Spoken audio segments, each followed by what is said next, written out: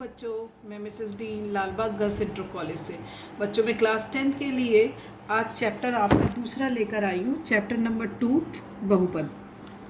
सभी बच्चों को, जैसा कि मैथ्स वाले बच्चे हैं, 9th क्लास में भी बहुपद के बारे में सारी चीज़ें पढ़ाई गई हैं, तब भी इन शॉर्ट में आपको थोड़ा थोड़ा बताती हुई चलती हूँ। यहाँ पर चर राशि है हमारी x और हमारे पास 7 और 2 जो है अचर राशियाँ हैं। तो चर और अचर राशियों के समावेश से जो आपका व्यंजक बनता है वो एक घातीय भी हो सकता है, दो घातीय भी हो सकता है, त्रिघातीय भी, चार घातीय भी। तो अभी आपके सामने मैंने कुछ उदाहरण यहाँ पर लिखे हैं। एक फंक्शन आपको एक दिया है 7x+2। दूसरा आपका मैंने y के फॉर्म में दिया है fy = 3y-2। और तीसरा मैंने आपके सामने रखा बहुपद fm के फॉर्म में, जहाँ पर m एक चर राशि के रूप में है 1/2 m³ - 3 m² + 2m - 4। ये मैंने 2-3 तरीके के बच्चों आपके सामने बहुपद रखे। अब इन बहुपदों में सबसे पहले हम लोग जानेंगे बहुपद की घात। घात मतलब है पावर या डिग्री। तो किसी भी चर राशि के ऊपर, जैसे कि यहाँ पर मैंने एक उदाहरण दिया आपको कि y की पावर 3, तो y की घात यहाँ 3 है, ये डिग्री भी बोलते हैं इसे। x पर भी हो सकती है, z पर भी हो सकती है, कोई भी चर राशि। लेकिन यहाँ पर बहुपद की घात से मतलब है कि किसी भी चर के बहुपद की जो उच्चतम घात होती है वही बहुपद की घात कहलाती है। अब जैसे कि मान लो मैंने एक उदाहरण आपके सामने फिर रखा कि एक बहुपद 7x+2 है। Excuse me. यहाँ पर यदि हम चर राशि के रूप में देखें तो एक ही x है और इस x की जो उच्चतम घात है वो 1 है। इसलिए इस बहुपद की x के रूप में जो घात है वो 1 है, तो इस बहुपद की घात क्या कहलाएगी? 1। अब मान लो मैं दूसरा आपके सामने एक बहुपद रखूं, मान लीजिए 4y² + 1/2y - 9। अब इस चर राशि में देखें तो चर राशि y आपको दिख रही है, लेकिन इस पूरे बहुपद की जो उच्चतम घात है वो आपको क्या दिख रही है? 2। तो इसलिए इस बहुपद की उच्चतम घात ही बहुपद की घात कहलाएगी और बहुपद की घात क्या कहलाएगी? 2। इस तरीके से हम किसी भी बहुपद की घात निकाल सकते हैं। एक बार मैं फिर से बता दूं, बहुपद की घात निकालने का मतलब क्या है। किसी भी बहुपद की घात में जो भी आपका चर है x, y, n जो भी है उसकी हम उच्चतम घात देखते हैं, वही उच्चतम घात ही उस बहुपद की घात कहलाती है। जैसे यहाँ पर x की 1 है तो बहुपद की घात 1 कहलाएगी। यहाँ पर y की पावर सबसे ज़्यादा 2 है, इसलिए इसकी बहुपद की घात 2 कहलाएगी। यदि कोई 3 या 4 होता, जैसे कि यहाँ पर है, आप देखेंगे कि एक मैंने आपका बहुपद लिया 1/2 m³ - 3 m² + 2m - 4। इस बहुपद को हम यदि ध्यान से देखें तो पूरे बहुपद में m की उच्चतम घात क्या है? आंसर निकलता है 3, इसलिए इस बहुपद की घात क्या कहलाएगी? 3। तो बच्चों, मैं समझती हूँ कि आपको बहुपद की घात अच्छे से समझ में आया होगा। इसके आगे हम चलेंगे बहुपद के प्रकार। बहुपद के प्रकार क्या होते हैं मैंने पहले से ही आपके लिए लिख रखा है। रैखिक बहुपद, द्विघातीय बहुपद, त्रिघातीय बहुपद और द्विघातीय, यानी जो 4 घात का होता है बहुपद उसे द्विघात बहुपद भी कहते हैं। और नियतांक बहुपद, इसको मैं जल्दी से थोड़ा शॉर्ट में समझा देती हूँ कि हम लोग ये सब चीज़ें 9th क्लास से पढ़ते हुए आ रहे हैं, लेकिन आपको ये ना हो कि ये अचानक से क्या आ गया मेरे सामने। रैखिक बहुपद यानी जिसकी घात 1 हो, जैसे कि 7y+2, यहाँ पर मैंने सबसे ऊपर लिया था 7x+2। इस तरीके से द्विघातीय बहुपद क्या होगा? जिस बहुपद की घात 2 होगी, जैसे 5x² - 7x + 4, लाइक दिस। इसी तरीके से और भी हो सकता है, ये ज़रूर नहीं कि यही हो, ऐसे भी हो सकता है x² + 1, ये भी द्विघातीय बहुपद है। त्रिघातीय बहुपद जिसमें मतलब है जिस बहुपद की घात 3 हो, जैसे कि यहाँ पर आप देखो, ये जो मैंने FM वाला एक बहुपद लिया है ये आपका त्रिघातीय बहुपद है, जहाँ पर मतलब घात 3 होनी ज़रूरी है। अब उसमें चर के कोई पद हो या ना हो, या द्विघात के कोई पद हो या ना हो, उससे कोई फ़र्क नहीं पड़ता। जैसे आपने सिर्फ सिंपल लिख दो y की पावर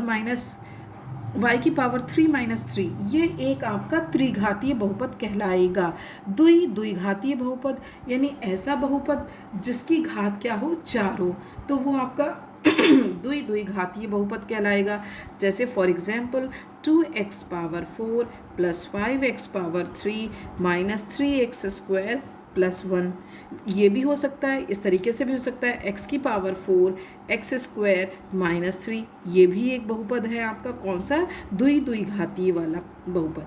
तो इस तरीके से बहुपद के आपने देखे रैखिक बहुपद यानी कि घात 1 वो रैखिक बहुपद कहलाएगा। घात 2 हो तो ऐसे बहुपद को द्विघातीय बहुपद कहेंगे। घात 3 वाले बहुपद को त्रिघातीय बहुपद कहेंगे। घात 4 वाले बहुपद को द्विघात बहुपद कहेंगे। अब हम देखते हैं सबसे लास्ट में नियतांक बहुपद। नियतांक बहुपद समझ में आ रहा है कि यानी कि सिर्फ एक कांस्टेंट पद हो, आपका अचर पद, यानी कि वहाँ पर कोई भी चर पद ना हो। जैसे लाइक मैंने आपके सामने 2 लिखे उदाहरण दिए, fx = 8 और fx = -√7 आपके सामने उदाहरण दिए। इसमें आप कहीं भी नहीं देख रहे हो कि x या y वाले कोई टर्म्स हैं, इसमें भी नहीं है। तो जब x या y का कोई भी टर्म ना आए यानी चर राशि ना आए तो इस तरीके के बहुपदों को हम लोग क्या कहेंगे, नियतांक बहुपद।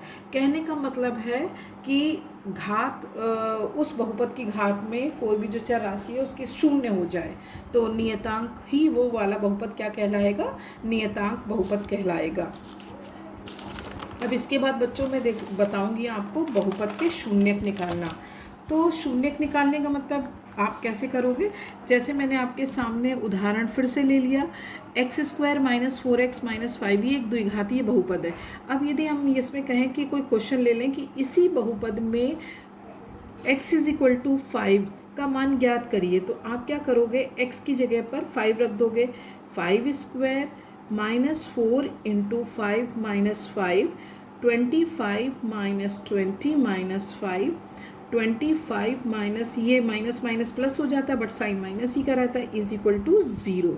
तो अब आपने क्या देखा कि हमने जब बहुपद में जब x का मान 5 रखा तो हमारा fx का मान क्या आ गया, 0 आ गया। तो इस तरीके से हम कह सकते हैं कि जो दिया गया बहुपद है उसका शून्यक क्या होगा, 5 होएगा। क्या होगा, शून्यक 5 होएगा।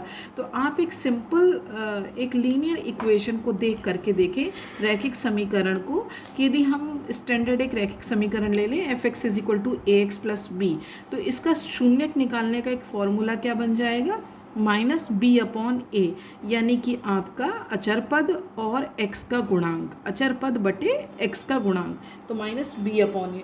इस तरीके से अभी मैं आगे भी आपको सवाल बताऊंगी। सिंपल आप अभी समझ लो कि बहुपद के शून्य कैसे निकाल सकते हैं कि किसी भी बहुपद में हम x या y का मान रख करके उसका शून्यक निकाल सकते हैं।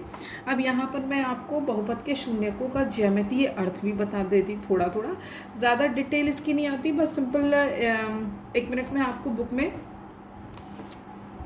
दिखाती हूँ कि किस तरीके से वो ग्राफ पे ऐसे बना के आपको देंगे। जैसे इस तरीके से बच्चों देखो, ये ऐसे कुछ है, दिख रहे हैं ना आपको, और इधर भी देखो, इस तरफ ये ऐसे आपको ग्राफ बना के दे देगा। और तब पूछेगा आपसे क्वेश्चन, क्या पूछा जाएगा कि आप बताइए कि जो दिए गए ग्राफ हैं उनमें से जो भी ये फंक्शन zx है या fx है के शून्यकों की संख्या बताइए। तो कुछ नहीं, आपने सिर्फ अभी इतना सीख लीजिए आप लोग कि देखिए ये सभी बच्चे जानते हैं जब हम कोई ग्राफ ड्रॉ करते हैं तो ये हमारा जो क्षैतिज वाला होता है वो x एक्सिस कहलाता है, जो वर्टिकली होता है वो आपका क्या कहलाता है, y एक्सिस कहलाता है। ये x अक्ष कहलाता है बच्चों, और ये आपका क्या कहलाता है, y अक्ष। तो जब कोई कर्व या उस ग्राफ में कट करे तो कहाँ कट करें, x अक्ष पर। ध्यान देना इस बात को, कहाँ पर कट करें, x अक्ष पर। कहाँ कट करें, रिवाइज करो, x अक्ष पर। y का नाम नहीं लिया जा रहा है, कर्व यानी कि आपका वो ग्राफ कहाँ पर कट करे, x अक्ष पर। ठीक है, तो जब जो भी आपका ग्राफ पेपर पे कर्व बनेगा उस बहुपद के द्वारा वो बहुपद आपका कहाँ पर कट करे, x अक्ष पर। जब x अक्ष पर कट करेगा जितनी बार, वो उस बहुपद वही उस बहुपद के लिए शून्यांकों की संख्या हो जाएगी। अब यदि हम इस ध्यान में दें, कोई भी है इसका, हमने बहुत सारे आपके सामने उदाहरण लेके रखे। इसने एक्स अक्ष पर कितनी बार कट किया, प्रतिच्छेद किया, एक बार। यहाँ पर आप देखो एक्स अक्ष पर इस ग्राफ ने कितनी बार कट किया, कर्व ने 2 बार। यहाँ पर आप देखिए एक्स अक्ष ने कितनी बार, एक्स अक्ष पर कितनी बार कट किया है, सिर्फ एक बार। यहाँ पर एक्स अक्ष ने नहीं कट हो रहा है, यहाँ भी एक्स अक्ष पर नहीं कट हो रहा है, यहाँ भी एक्स अक्ष पर नहीं कट हो रहा है। तो अभी हमारा फिर से वही, मैं उसी चीज़ को हम दोहरा रहे हैं कि जब एक्स अक्ष पे वो बिंदु जो भी ग्राफ का कर्व बनेगा, एक्स अक्ष पर जितनी बार कटे, एक बार या 2 बार या 3 बार, ये वही आपका क्या कहलाएगा, शून्यकों की संख्या कहलाएगी। क्या कहलाएगी, शून्यकों की संख्या। तो अब हम एक बार फिर से दोहरा लें इस बात को। यहाँ पर आपका एक बिंदु प्रतिच्छेद कर रहा है एक्स अक्ष पर, इसलिए इसमें शून्यकों की संख्या हो गई 1। शून्यकों की संख्या क्या हो गई, 1। इस बात को मैं जान के दोहरा रही हूँ क्योंकि यहाँ पर आपका वाई अक्ष भी है। वाई अक्ष पर बच्चे नहीं देखेंगे, आपका एक्स अक्ष का प्रतिच्छेदन आप देखेंगे। यहाँ एक्स अक्ष पर कितना प्रतिच्छेद हो रहा है, कितनी बार हो रहा है, 2 बार। इसलिए शून्यकों की संख्या आपकी क्या हो गई, शून्यकों की संख्या 2। यहाँ पर शून्यकों की संख्या क्या हो जाएगी, 1। Very good. और यहाँ पर शून्यकों की संख्या कुछ नहीं, यहाँ भी शून्यकों की संख्या कुछ भी नहीं, और यहाँ भी शून्यकों की संख्या कुछ भी नहीं। क्यों नहीं, क्योंकि यहाँ पर आपके एक्स अक्ष को ये कहीं पर भी प्रतिच्छेद नहीं कर रहा है। ये ग्राफ आपका प्रतिच्छेद कर रहा है एक्स अक्ष में, नो, ये भी नहीं कर रहा है, ये भी नहीं कर रहा है। इसलिए आप यहाँ पर शून्यकों की संख्या क्या बताएंगे, शून्य, यानी 0, यानी कि कुछ भी नहीं।